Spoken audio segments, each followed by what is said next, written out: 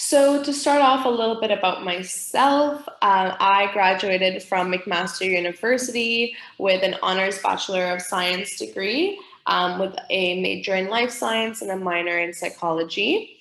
I'm also a certified integrative nutrition health coach from IIN Institution in New York. I'm also a certified yoga instructor, and I'm currently a holistic nutritionist student. So I'll be a certified nutritional practitioner in next month. But this presentation will be as a health coach from my teachings from there. A little bit about myself as well. My favorite sweet growing up was ice cream. My favorite sweet now is probably still ice cream. Has a little nostalgic time to it. And, sometimes I love the chocolate. Cheesecake is definitely one of my favorites. Cookies, I can't pass on a cookie. But after I eat those things, I notice that I feel really energized, and then I'm just disoriented, exhausted, nauseous. And these are the classic examples of having a crash and burn. So I'd love for you to maybe take a moment to say what your favorite sweet was growing up, maybe what your favorite sweet is now, and side effects that you notice from sugar. So do you get headaches? Do you get mood swings? Just take a moment to reflect on that.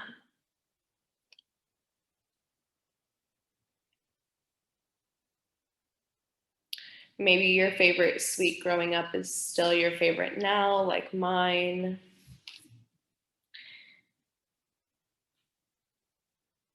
And side effects can really be anything: disoriented, nauseous, headaches, mood swings, maybe a craving for more sugar, craving for something else.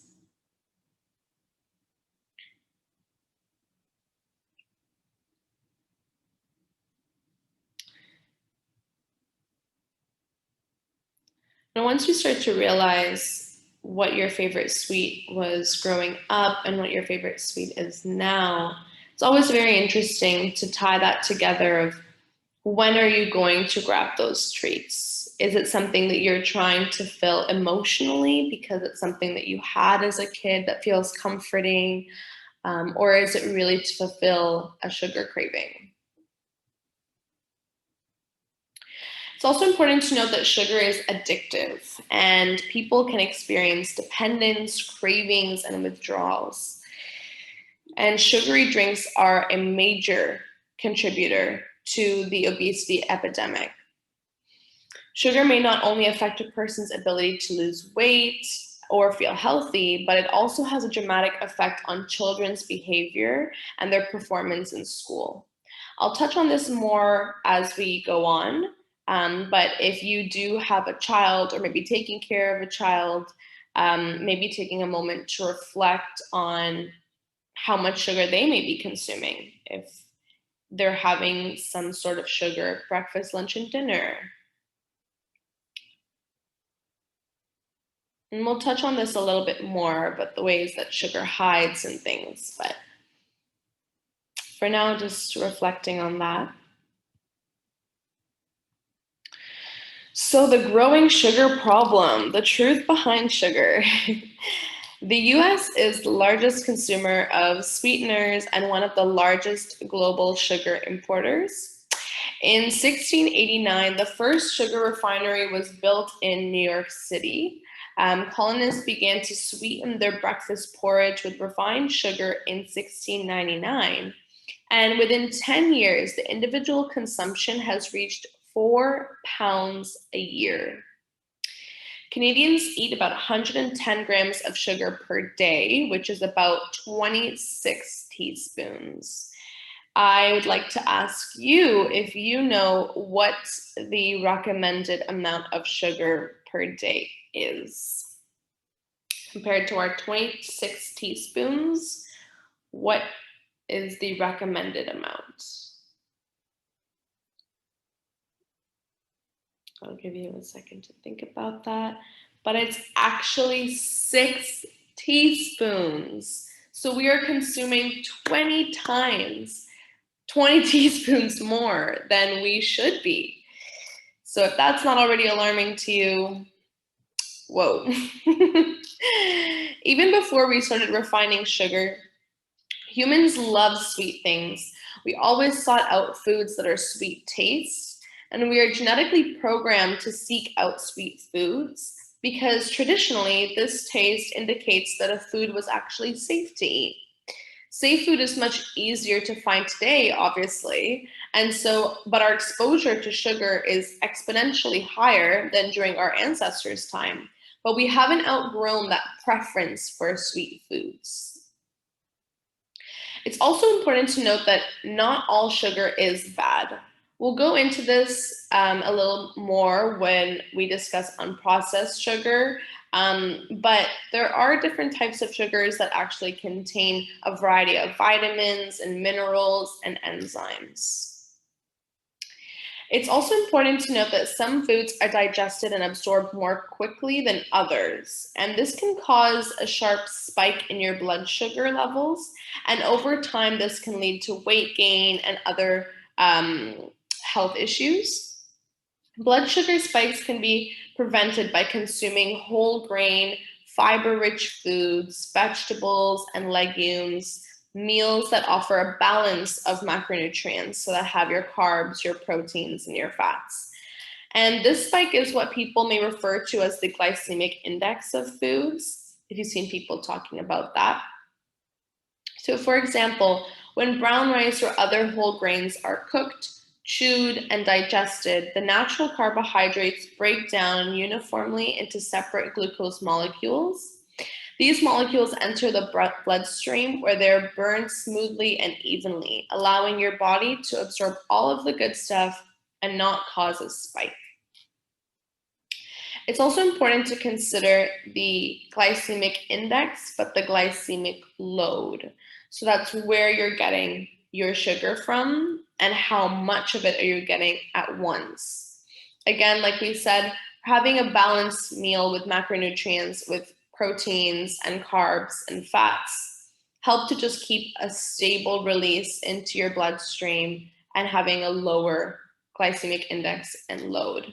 And of course, talking about quality food, so not just going for a Big Mac that might have protein, carbs, and fiber, but really looking for nutrient-dense foods like a salad with some chicken on it, some seeds, some olive oil.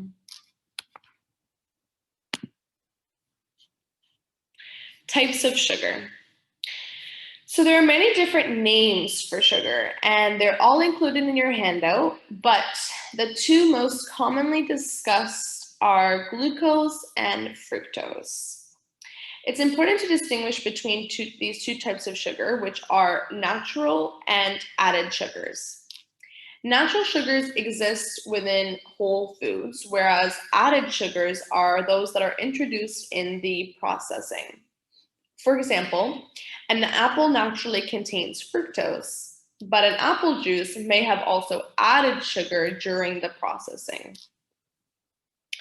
Natural sugars exist naturally in foods like fruits and vegetables, and these foods often come packed with vitamins, minerals, antioxidants, and fiber. And again, the fiber helps to reduce that glucose spike that leads to compromised health. It also increases satiety, which is your feeling of being full, which also limits the amount consumed in one sitting. So that refers to the glycemic load. Having added sugar, on the other hand, is what is added during the processing for sodas, grain-based desserts, cookies, cakes, sauces, dips, and candies. These tend to be higher in calories and lower in nutritional value. They don't offer the same nutritional benefits and the same fiber that natural foods may have, which means consuming them makes you more likely to experience a significant rise in blood glucose. And without the fiber, which signals the fullness of these foods, we are typically consuming them in excess. So what about hidden sugar? Now, I know some of you here may have started maybe a sugar cleanse diet for the summer or a detox. But if you've ever done any sort of diet, maybe you've taken a look at the products that you're using or some of the packaged foods that you're consuming and looking at the ingredient list and noticing where sugar is hiding. I wonder if anyone had a realization about some sugar that was hiding in some of their condiments or dips or sauces. If you've ever taken a little peek at the ingredient list or the nutritional label. I have a client who told me that she was shocked to find out how much sugar was hiding in her canned soups. So if you have any canned soups in your fridge, I recommend going and checking them out and reading the label or the ingredient list and checking out how much sugar is in there. Another client really spoke to me about her body's reactions to sugar when she found out how much was in her salsa dip as well. She's very sensitive to sugar and she was eating a salsa dip, had no idea that there was so much sugar in it, had a bunch of reaction, really didn't feel well, and she went to check it out and noticed that there's so much sugar in there. Ketchup is another one as well.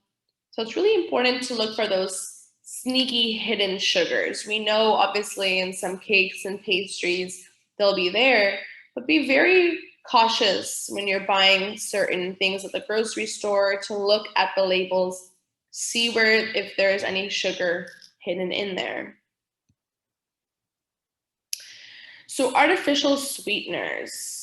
There are 5 major categories of artificial sweeteners, which are aspartame, saccharin, which is also sweet and low, sucralose, which is like a Splenda, and acesulfame K, or potassium, which is widely used in food beverages and even pharmaceutical products, and neotame, which is used in low-cal soft drinks and food. Aspartame has been a big topic of discussion and is of particular concern because it contains 50% phenylalanine, 40% aspartic acid, and 10% methanol, which are 3 well-recognized neurotoxins. And neurotoxins are toxins to your neurons, and your neurons are basically the whole electrical wiring in your body. So these are very toxic to your neurons. Some of the symptoms associated with the consumption of aspartame are things like headaches, anxiety, fatigue, nausea, PMS, dizziness, chest pain, mood swings, numbness, an increase in appetite. And the list goes on and on. Don't worry, this is all included in your handout that you will receive. But does anyone know what a big player in the aspartame game is? Where it is highly prevalent, but now there are many brands coming out with to produce the same product without aspartame. I'll give you a minute to think about that. Where is aspartame hiding? Something that you might just take every day, no idea.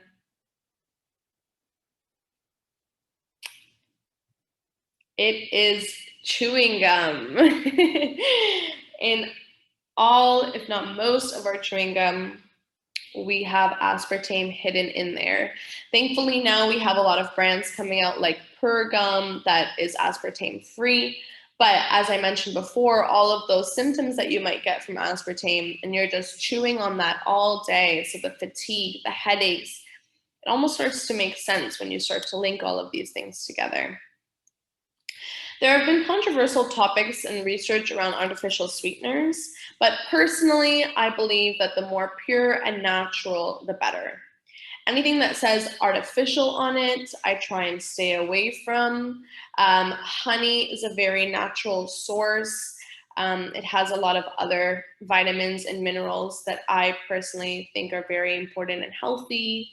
There's also coconut sugar, there's coconut milk and coconut flesh, there's cinnamon, there's monk sweetener.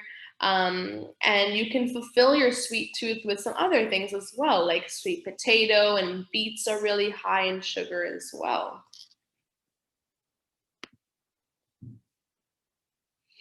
So, what about your health? In excess, sugar intake can affect your health in the following ways, such as memory deficiency, Alzheimer's, dental caries, increase your blood pressure, and asthma. The overeating increases the risk of obesity, insulin resistance, and diabetes.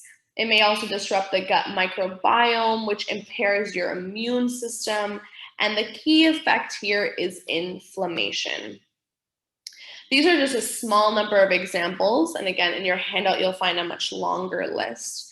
But inflammation is a key problem where just reducing your sugar, reducing your carbs, you will see a reduction in inflammation in no time. So the sugar blues. Has anyone here ever experienced the sugar blues, which could be mood swings or a sugar crash? You can take a minute to reflect on that.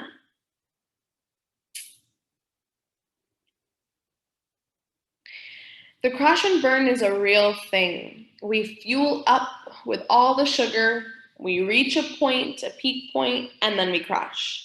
And most times we need to refuel. So we grab some coffee, we grab another sugary snack or drink, and we just continue this cycle till we get home and just crash.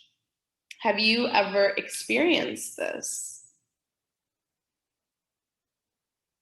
I feel like we all must have. So just thinking back to the time, maybe thinking about how you felt afterwards. Did you reach for more sugar? Were you just exhausted? You have a little peak and then it was just good night. Mood swings are another key player here because with sugar, there's a vicious cycle and stress on your adrenals, which is the highs and the lows. And this causes an inconsistency and your body having to struggle dealing with these two extremes, which leads to mood swings. Does anyone else experience this as well?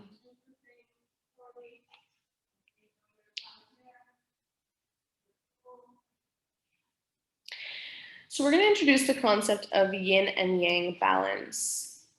Is anyone here familiar with yin and yang? So if you are a yogi as well, this is a nice concept to introduce for you. You might be familiar with yin and yang. But this concept is also evident in our food, not just in our life. Foods highest in yin energy are alcohol, sugars, coffee, honey and spices, dairy, oils, tropical fruits, local fruits, nuts and seeds, tofu roots, and winter squash, beans, sea vegetables.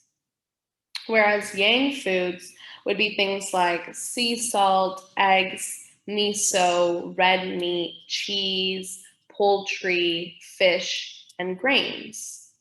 So yin and yang is all about balance, and your body will return to that balance and crave foods to make that happen.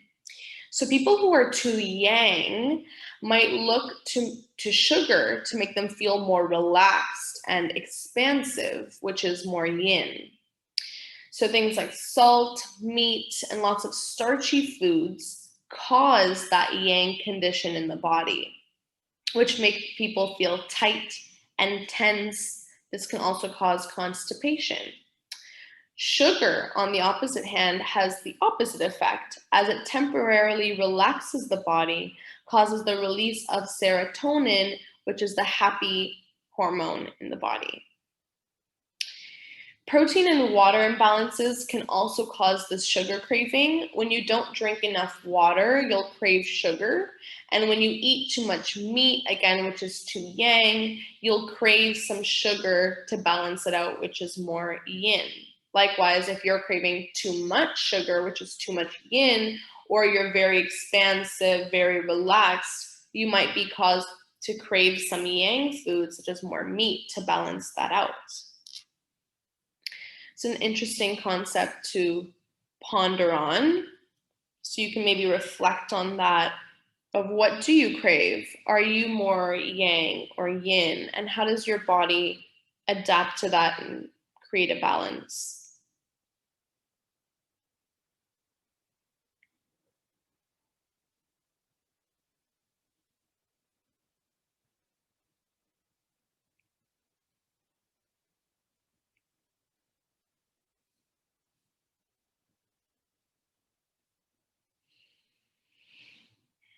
All right, get those pens and papers out. So we're going to have a moment to reflect on our diet. What have you been discovering? So, where is sugar hiding in your diet? How is this affecting your mood and your health? And what can you add more of in?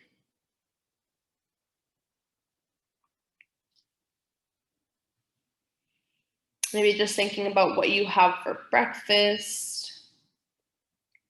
Are you having a lot of carbs, a lot of sugars, maybe putting a lot in your drinks? Do you consume a lot of sodas and juices? It's an easy way to forget about that. And how is it affecting your mood? Are you generally in a good mood? Are you usually very balanced? Do you have a lot of crashes and burns and highs and lows? And what do you think you can add in a little bit more of? So, how to calculate your sugar consumption? So, one small cube is equivalent to 4 grams of sugar. If you look at a box of cereal, fruit juice, cookies, find the amount of sugar in grams and divide that by 4. That number is the amount of sugar cubes for one serving. And you and I both know that most often we eat much more than one serving. And that adds up pretty quick. The top 10 sources of added sugar would be in things like sodas, energy drinks, cakes, cookies, fruit drinks, candy, dairy desserts, teas, ready-to-eat cereal, of course, sugars and honeys, yeast breads, syrups, and toppings.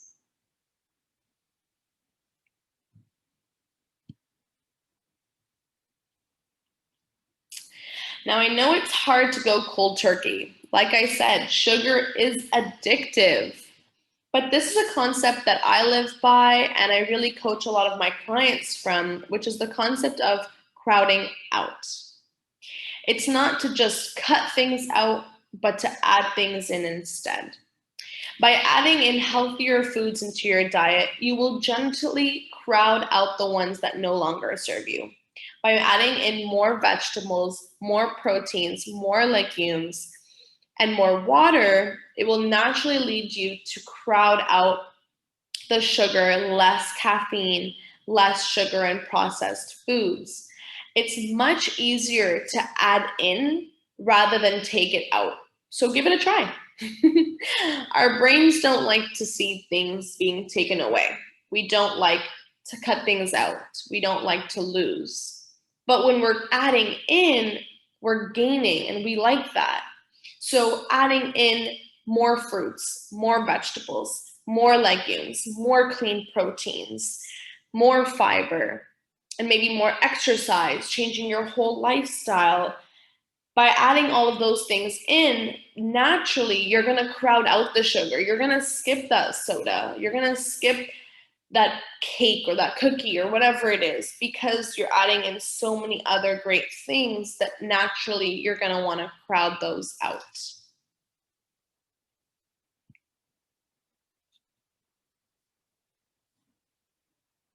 So here I just have a little slide to show you the sugar cubes as we discussed in the last slide.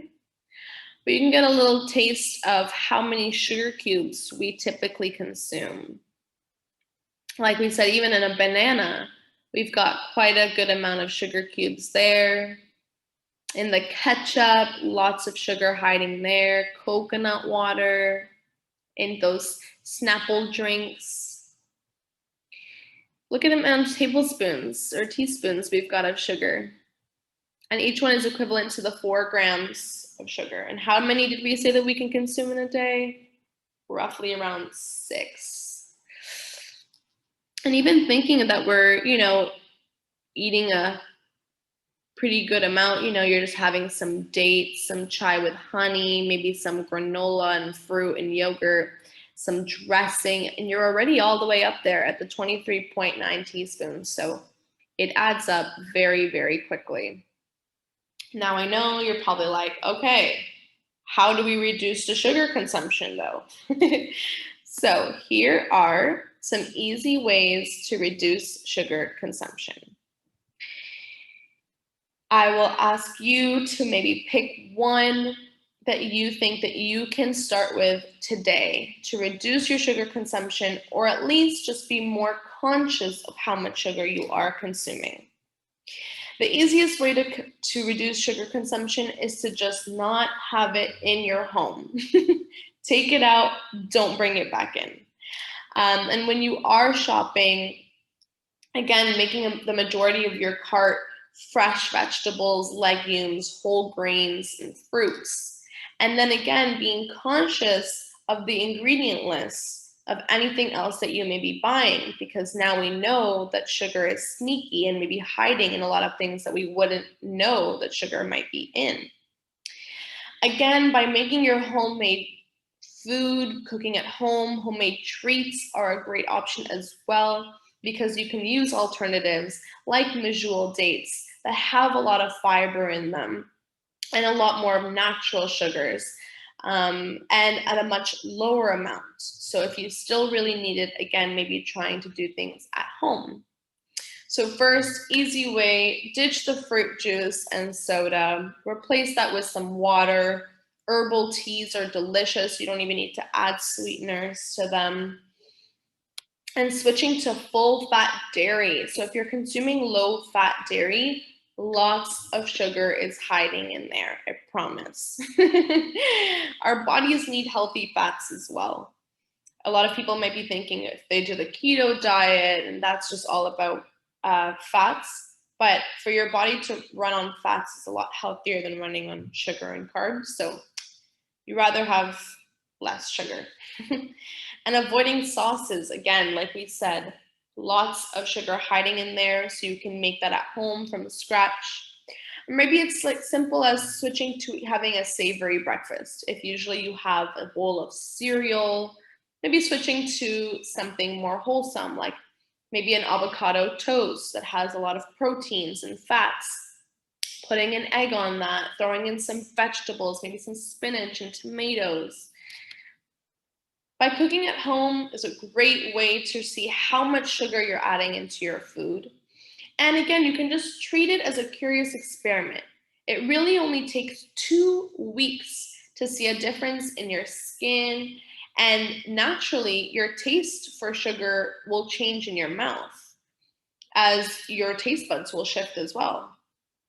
So in 2 weeks, you will see a change in your skin and your taste buds. In 4 weeks, you're almost like in a detox state. And then by 6 weeks, you're recalibrating. Your appetite's changing and you're making a world of a difference. So for those who have children or are around children, some easy ways to reduce children's sugar consumption. It may seem that kids have this endless energy supply, and this behavior can definitely be frustrating or confusing to parents sometimes. Parents might even fear that there might be something wrong with their kid, but high level of activity is typical in children, and diet does play a major role here. Sometimes we may be too quick to diagnose this as something else when first diet can really be evaluated. Some easy ways to slow down children's sugar consumption is to swap out sugar-covered cereal with an item that has 5 ingredients or less. So focusing on whole grains, vegetables, and fruits, proteins, legumes, and to replace those sugary sports drinks and sodas and juices with, again, just some water. You can make it flavored water by adding some slices of lemon in there or cucumber. And then going for herbal teas again that are caffeine free, not adding any sweeteners to them. And skipping the sugary dessert, opting for some maybe homemade sorbet, so some frozen bananas, or some more homemade treats. Again, cleaning out your pantry from all candies and cookies and cakes, and just replacing them with wholesome snacks, fruits, nut butters, whole grain products. Nowadays, we're very, very lucky that the grocery stores have a lot of variety to choose from that are alternatives to just these high sugary treats. So there's definitely a lot to look forward to out there. If you have any other questions or concern, please feel free to email me. I'd love to hear what your thoughts were, if you learned anything from this, what resonated with you, 1 or 2 tidbits of information. But if you have any other feedback, I would love to hear it.